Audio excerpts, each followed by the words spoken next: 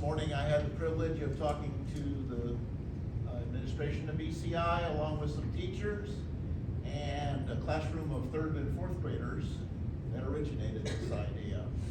What I'm going to show you tonight is associated with a need from you to the Lions Club in a Memorandum of Understanding, which Dr. Kozed and Ms. Sigmund have, associated with agreement that this project can go forward, and that in the period of this summer, the Lions Club would take possession of the ground where the playground that I'll show you is located.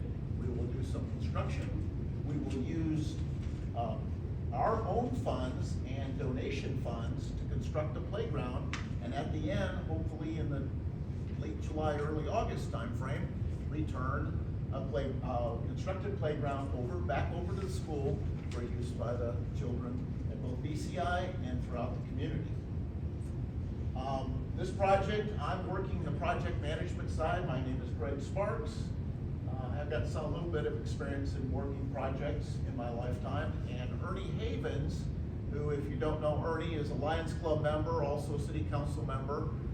We're co-chairs for the community improvement portion of this, and I will go through a little of the history of how this came about.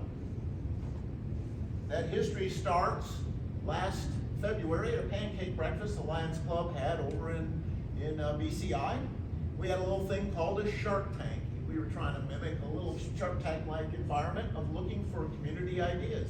Just happens that third grade class, Miss Jill Color, put this together, and they blew us away. These third graders came up with an idea about going to play and wanted to know if the Lions were ready to play. Their objective at that was to be inclusive play in this playground where a classmate of theirs or several classmates of theirs couldn't actually get onto that equipment. A lot of it had to do with the fact of the rubber mulch and access points that were done and the playground equipment itself. They wanted that plus improvement of the playground overall. Let's heighten it a bit, and the point of community involvement and what could be actually done. As we go back, and this was turned over to the Lions Club for consideration in the improvement committee, we thought, oh, this is dearly loved here, this place called the wood structure that was called EagleLand. I'm going to tell you, we're not going to build a wood structure this time. What we're going to do is we're going to heighten what's already there. It was built at the point that EagleLand was removed.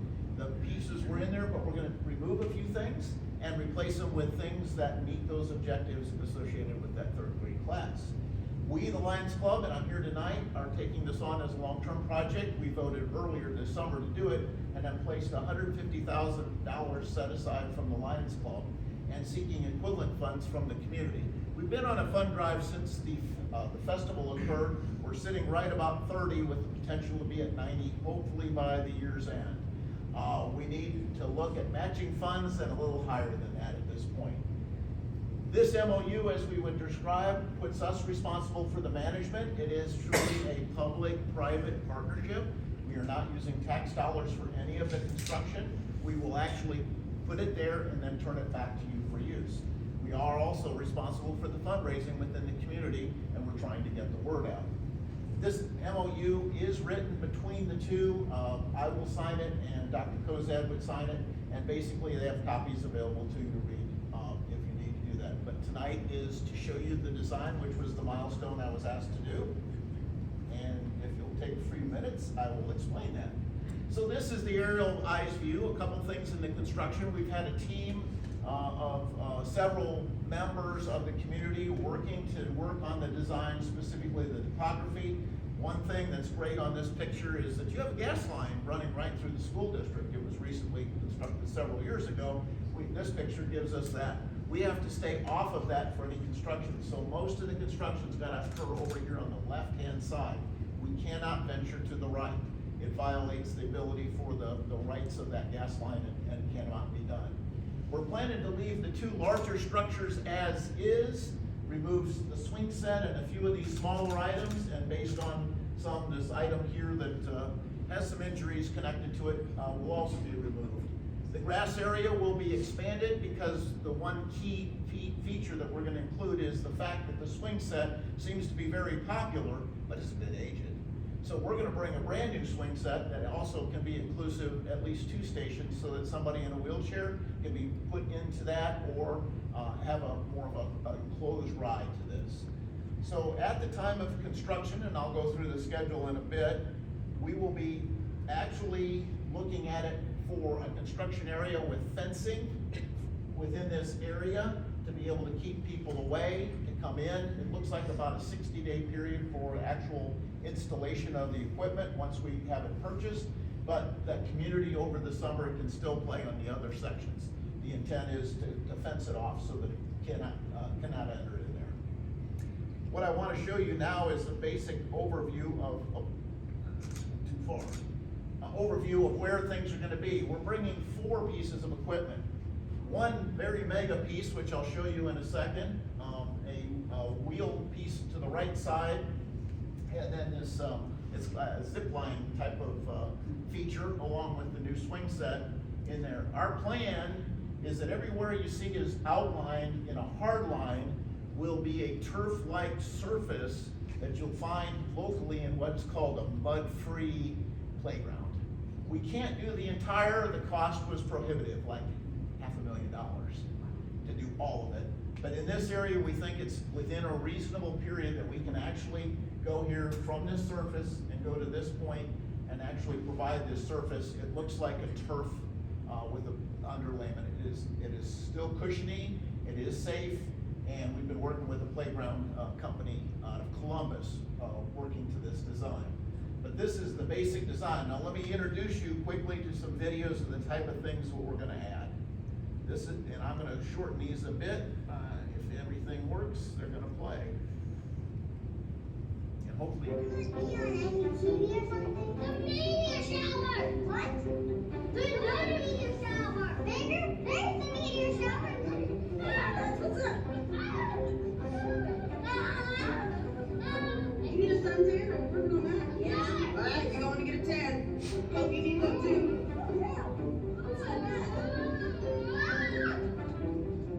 it's called the Rego-Round, but it allows wheelchairs, access, and then anybody else that wants to join this in. product. So we've got seating, but we've also got standing areas. We've got areas to park, for wheelchair users to be comfortable.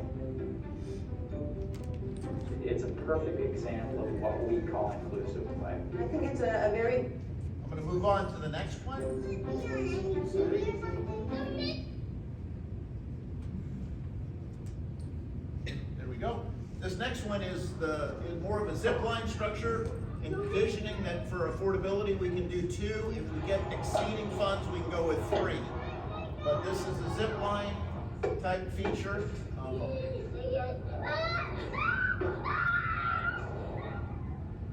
And you notice the seat, and we're going to buy enough equipment that during the winter, if you want to take the nicer seat to keep it protected, it can come down at a certain point and put other items on there. But as you see, that's the point of the other. This is What's the weight limit on that thing?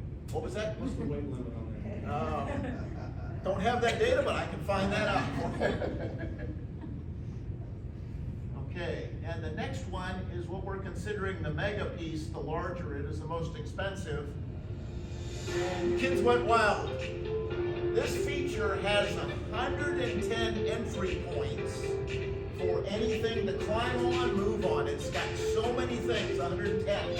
6 of them are designed around to bring inclusive wheelchair and or disabled. Not all the area, they can't climb to the top, but they can at least get on and play as part of this bigger piece of equipment.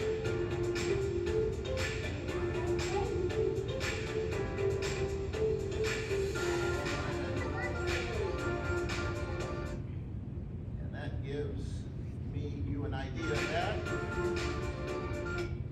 There we go. Now I want to give you the overview of the layout. Now remember, in the picture that I saw, we leave 2 of the overall structures there, and we put this in the center closer. The reason is for the adjoining asphalt and concrete and access points that we can then bring in to allow that to happen, keeping the square foot down. This is the actual, what you'll see is green, which is the actual area. This was built for us by the company. The shade you see in here is out of the design currently.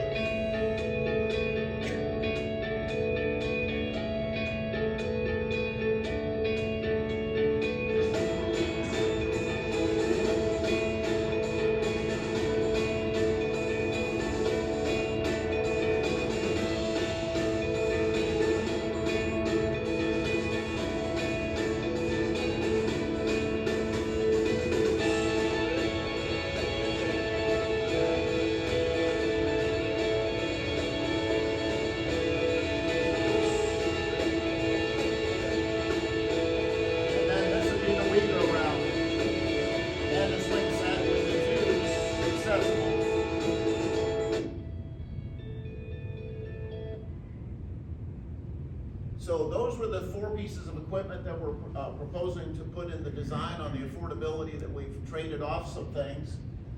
Features that I did talk about was the ability to get a placement for a third one of those lines.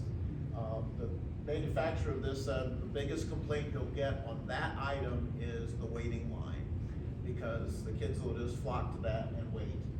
This is an example of the Forever Turf Lawn. It's a drainage base and turf. An example can be found if you go to Forest Field. I actually took those following church the other day. If we can pick a color of green or blue or anything else in the associated surface, those selections have not been made.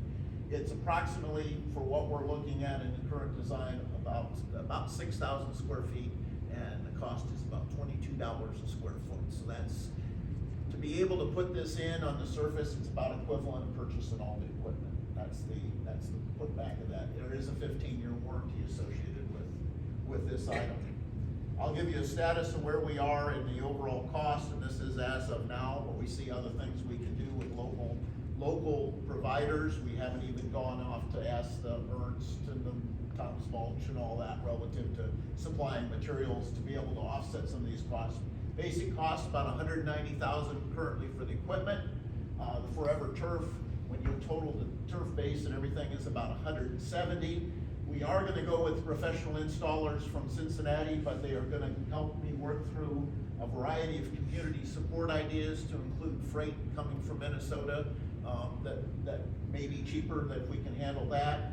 The removal of the rubber at the current construction site. Our concept is going to be a community party about the time we start in May, and we've got bags already procured, and we're going to go ahead and take all that, we're going to get them out there with hands dirty and get it all picked up where the construction site, set it off to the side, get these great big bags, and hold that because we need it for where the the swing set's going to go.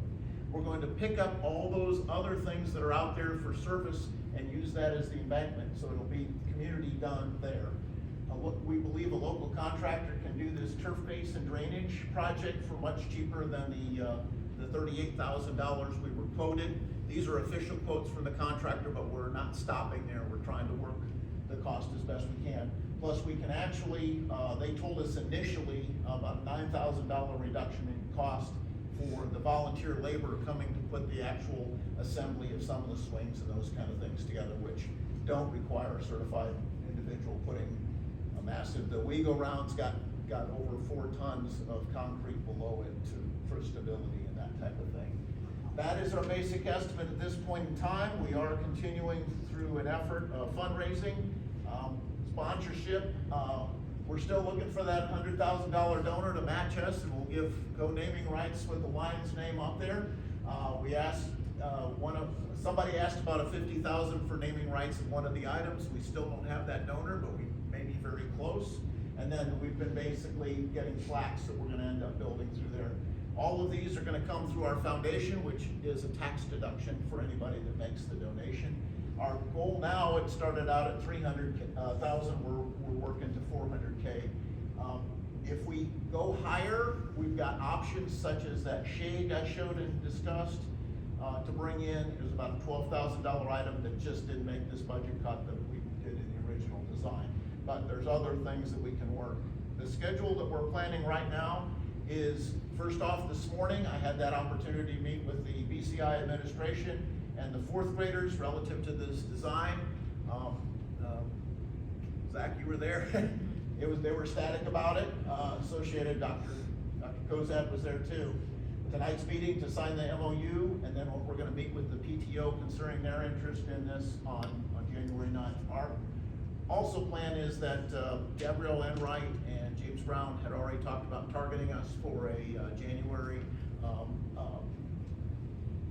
part of their newscast to be able to advertise this and also seek more sponsorship.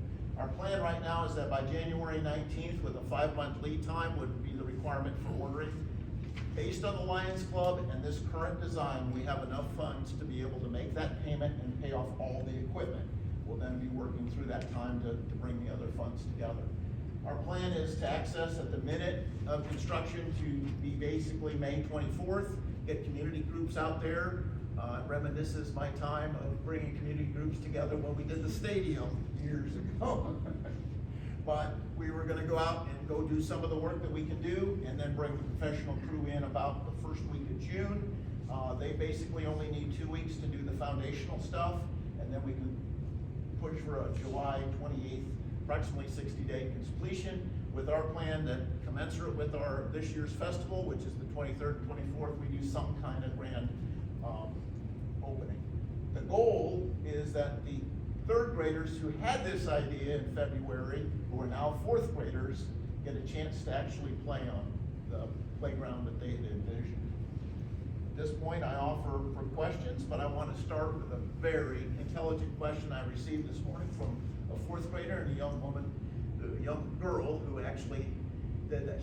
She contemplated what I had just told them and said, I understand that I'm gonna get play on it, but I wanna know about future generations playing on this playground. And I said, well, the best answer I can give you is hopefully 40 years from now, your kids will have a chance to play on this. If you're lucky. So I offer any questions that you may have concerning this approach, the design, or any concerns that you may have. Greg, going back to the drawing, that Yes. turf, when you go back to that drawing, is the turf the outline right around the? So let me show you. Yeah. Take a minute to, yeah, that's right. There we Right go. there. So So like on the the- far left, there's like the square is the turf, just the square is the turf, the big outline of the whole. The big outline is the turf. Okay. The dotted line is the distance safety zone that the equipment needs to be separated from other equipment. Okay. There was a design feature that the company put in here, but they said to be able to make it safe, you have to have this much space so that like on the we-go-round, people that are grabbing a hold of it, going around, pulling it, Right. have a safe area before you get to the next one. So the dotted are just those areas associated. This frame here, along with going up to the playground, was the area where you can push a wheelchair or have the turf-like product. This optimized a variety of things of trying to keep the basic structure, but you lose a playground and about 3 pieces of equipment down here. And I got informed by a youngster that we need to repair that GeoGrid thing because it's broken.